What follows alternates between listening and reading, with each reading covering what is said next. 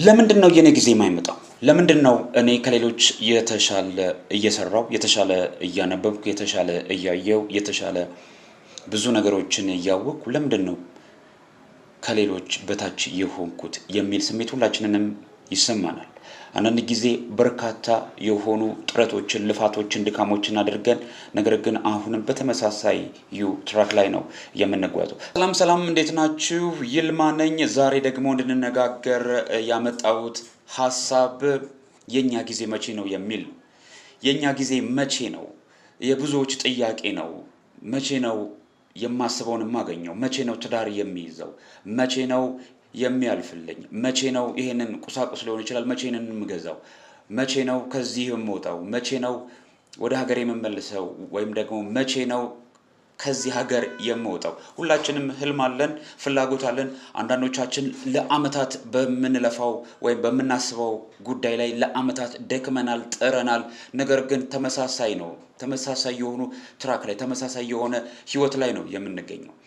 እና በዚህ ምክንያት አንዳንዴ ተስፋ እንቆርጣለን። ይህ ተስፋ መቁረጥ ደግሞ ብዙዎችን አላስፈላጊ ወደሆነ እርምጃ ውስጥ ይከታል። እነኛ አላስፈላጊ የሆኑ እርምጃዎች ደግሞ የመጀመሪያው ከባህሪ ዝቅ ማለት ነው። ባህሪያችን የነበረው መልካምነታችን እየተሸረሸረ ይመጣል። ከሃዲዎች እንሆናለን፣ በዝሙት እንረክሳለን፣ በተለያዩ ሱሶችም እንወድቃለን። ጊዜያችንን አላስፈላጊ በሆኑ ነገሮች ላይ እናሳልፋለን። በዛ የተነሳም ከመስመራችን እንስታለን። አሁንም ግን ምኞታችን ውስጣችን አለ። መቼ ነው እዛ ጋር የምንደርሰው? መቼ ነው ይሄ ነገር የሚሆነው የሚል ፍላጎትና ህልም አለን። እዚህ ጋር እንደ ምሳሌ ልንጠቅሰው የምንችለው ነገር ፕሬዝዳንቶችን ሊሆን ይችላል። ለምሳሌ የዩናይትድ ስቴትስ ፕሬዝዳንቶችን እንመልከት። ባራክ ኦባማን እና ትራምፕን ወይም ደግሞ ጆ ባይደንን። ባራክ ኦባማ በ44 ዓመታቸው ነው ስልጣን ያዙት። የዩናይትድ ስቴትስ ፕሬዝዳንት ሆነዋል። አሁን የት ነው ያሉት? በጡረታ ተገለው ምናልባት የተረሱ የድሮ ፕሬዝዳንት አይነት እየተባሉ ነው። እድሜያቸው ግን ገና ሰባዎቹ ውስጥ እንኳን አልደረሰም። ትራምፕን ደግሞ ተመልከቷቸው። ሰባዎቹ አጋማሽ አልፈዋል። ነገር ግን አሁን ዓለማችንን የሚመሩ ቁጥር አንዱ መሪ መሆን ችለዋል። በሁሉም ሚዲያ ውስጥ በሁሉም የዓለም መገናኛ ውስጥ ስማቸው አለ። እናኛው በጊዜ መድረስ የነበረባቸው ወይም ደግሞ ደርሳለሁ ብለው ያሰቡትን የተመኙትን ነገር አግኝተዋል። ነገር ግን አሁን አርጅተዋል። እድሜያቸው ግን አላረጀም። ትራምፕን በዛው መጠን ተመልከቱት። ራሱ ጆ ባይደንን ልንመለከተው እንችላለን።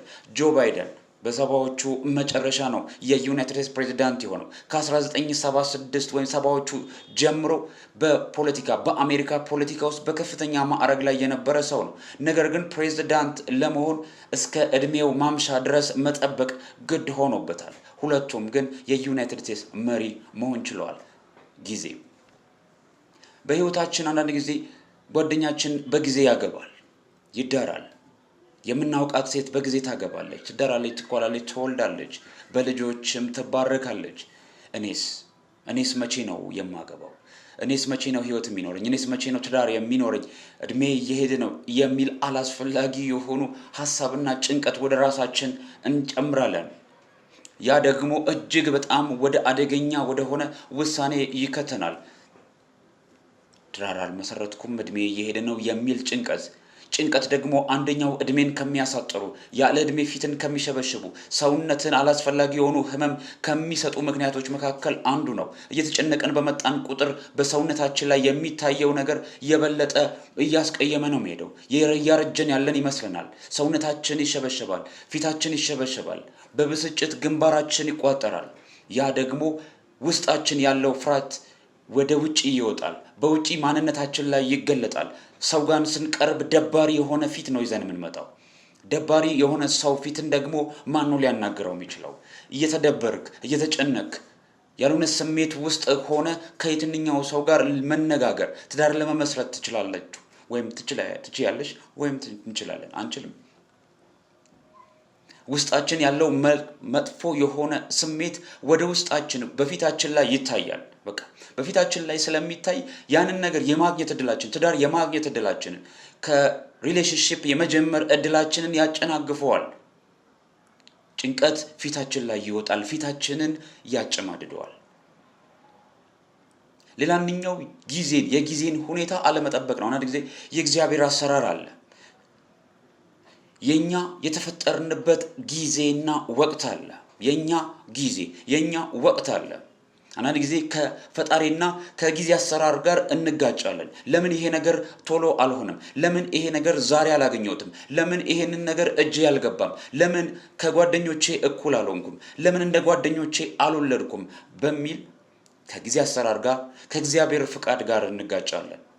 ከእግዚአብሔር ፍቃድ ጋር መጋጨት ደግሞ እጅግ በጣም አደገኛው ነገር ነው። የእግዚአብሔር ፍቃድ ይሁን። በተለይ ደግሞ ከህይወት አጋር ጋር በተገናኘ ከፍቅር ግንኙነት ጋር በተገናኘ ደግሞ የእግዚአብሔር ፍቃድ ይሁን ብሎ መጠበቅ ብልህነት ነው። የጊዜ ጉዳይ ሌላ ሁኔታ ነው። ቀደም ሲል እንዳልኳችሁ በቃ ጊዜው አልደረሰም። ጊዜው ሲደርስ ይደርሳል። እስከዛ በትራካችሁ ላይ ናችሁ ወይ ነው ጥያቄው። እየጣራችሁ ነው። ትዳር ለማግኘት ፍላጎት አላችሁ። አሁንም ተኳኩላችሁ ሊሆን ይችላል። ታጥባችሁ ትወጣላችሁ። ሴቶችን ለምታገኙበት ቦታ፣ ወንዶችን የምታገኙበት ቦታ ትጸጸፋላችሁ። መልካም ሰው ለማግኘት ጥረት ታደርጋላችሁ። ምን አይነት ሴት ነው ማግኘት የምትፈልጉት? ያቺ ሴት የምትገኝበት ቦታ ሄደን እንውላለን። ምን አይነት ወንድ ነው የምትፈልጉት? ያ ወንድ የሚገኝበት ቦታ ላይ እንውላለን። ጊዜያችንን እናጠፋለን። ጭፈራ ቤት እየዋልን መንፈሳዊ ሴትን እንደመመኘት ነው። አብዛኛው ወንድ መንፈሳዊ ሴት ስለሚመኝ ቤተክርስቲያን ትሄዳለች ወይ መንፈሳዊ ነች የሚል አመለካከት አለው። መንፈሳዊ ከሆነች የበለጠ ጥሩ ነች ብለን እናስባለን። አብዛኛው ወንድ እንደዛ ያስባል። ስህተት ያለው ነገር ቢሆን ወደፊት በዚህ ላይ ጉዳይ ላይ ልናወራ እንችላለን። የት ቦታ ነው እየፈለግን ያለ ነው? ትልቁ ነገር የጊዜ ጉዳይ እና ደግሞ ጥረታችንም አሁንም እየቀጠለ ነው ወይ? ትራካችን ላይ ነን ወይ የሚለው እጅግ በጣም ወሳኝ ጉዳይ ነው። አንዳንድ ጊዜ በህይወታችን ስኬታማ ሁላችንም ልንሆን አንችልም። ይሄንን የመቀበል ጉዳይ ደግሞ ሌላው ትልቁ ችግር ነው። አንቀበለውም። እኔ የተፈጠርኩት ለዚህ ነው። አንዳንድ ጊዜ ያልተፈጠርንበት ነገር ላይ የፊት ማናደርግበት ቦታ ላይ እንገኛለን፣ እንውላለን። እኔ ለምሳሌ በቁመቴ ትንሽ አጥሬ ያልኩ ነኝ። ባስኬትቦል ካልተጫወትኩ ብዬ ያዙኝ ልቀቁኝ ብል ምን ሊፈጠር እንደሚችል እንግዲህ መገመት ይቻላል። ያልተፈጠርንበት ነገር አለ። በቃ ለኛ ያልተሰጠን ነገር ያልተፈጠርንበት ለኛ ያልተሰጠን ነገር ሊሆንን የማይችልን ነገር በተለያዩ መመዘኛዎች መመዘንና ማወቅ ይገባናል። አንዳንድ ጊዜ የኛ ያልሆኑ ነገር ግን ከሩቁ ስናያቸው ምንመኛቸው ነገር አሉ። አሁን ጎበዝ እግር ኳስ ተጫዋች መሆን መመኘት ወይ ሙዚቀኛ ልሆን ብል እንደማልችለው ሁሉ ምኞቴ ግን ሙዚቀኛ ስለመሆን ብቻ ሊሆን ይችላል። ትክክለኛው መስመራችን ላይ ስለመሆናችን የሚያረጋግጡ የተለያዩ መመዘኛዎችን ማየት አለብን። አንድ ሙዚቀኛ መሆን የፈለግነው ሙዚቀኛ ለመሆን የሚያስፈልጉ መሰረታዊ ነገሮች የተሳካላቸው ሙዚቀኞች ደግሞ በምን መንገድ ላይ በምን መመዘኛዎች አልፈው ነው እዛ ጋር የደረሱት የሚለውን መመልከት እጅግ በጣም ያስፈልጋል። እግር ኳስ ተጫዋች ለመሆን ነው የምናስበው። ሀብታም ለምሳሌ የሆነ G+5 ወይም 20 ሊሆን ይችላል መገንባት ነው የምንፈልገው። እንግዲያውስ ምን እየሰራን ነው? የሆነ ጓደኛችን የሚገርም መኪና እየነዳ ነውና እኔም ያንን መኪና ለምን አልነዳም ብለን እየተመኘን ያለነው።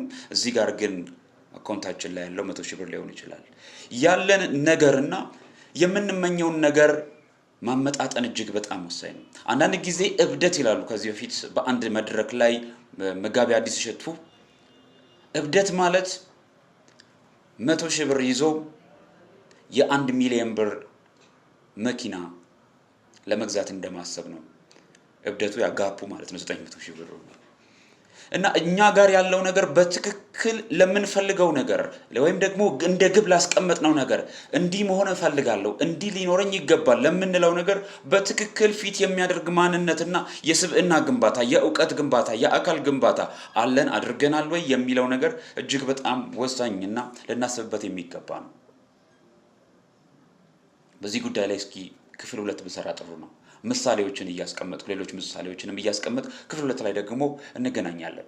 ለዚህ ቻናል አዲስ ከሆናችሁ ላይክ፣ ሰብስክራይብ እና ሼር ማድረጋችሁን እንዳትረሱ። በዋናነት በዚህ ቻናል በሐሳብ ጉዳዮች ላይ ከመጽሐፍት ሊሆን ይችላል፣ ከሙዚቃዎች ሊሆን ይችላል፣ ከፊልሞች ላይ ሊሆን ይችላል ሐሳብ እየመዘዝን ወደ እናንተ አብረን የምንጨዋወትበት የጋራ ቻናላችን ነው። ሰላም ነው።